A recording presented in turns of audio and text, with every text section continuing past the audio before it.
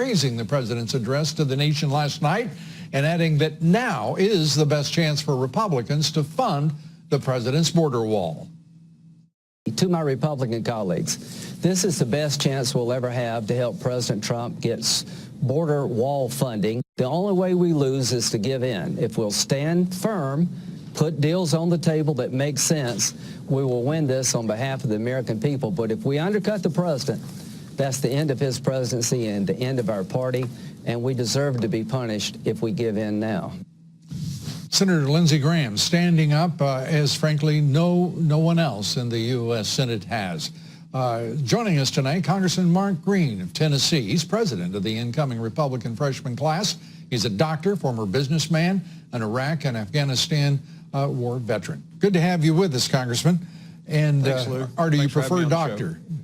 Congressman is fine, or Mark will do nicely. Well, I'll stick with Congressman. Thank you very much.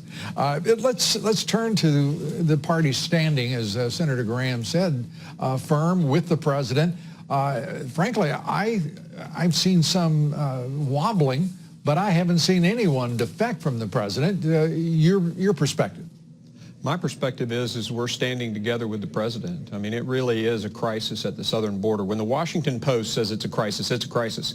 And so the Republicans are standing firm with the president.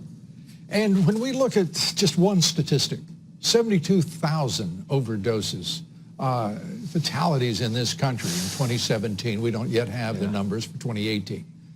To hear Democrats say there is no crisis at our southern border, as if they don't understand that the majority of methamphetamines, heroin, cocaine, all coming across that border with Mexico.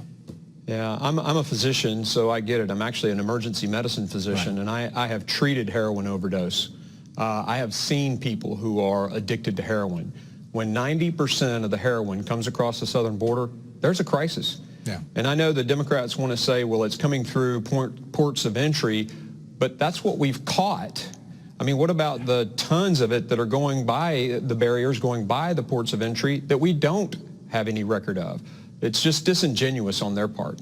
Disingenuous and is the president and dangerous, fatal, and it's as if the Congress, the Democrats, are saying that collateral damage is acceptable. There is no crisis. How in the world do their constituents react to such callousness?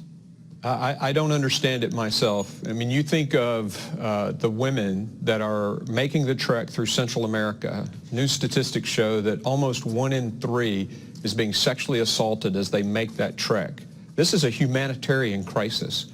And to put the politics of personality ahead of the policy of protecting Americans is just ludicrous. It makes no sense whatsoever.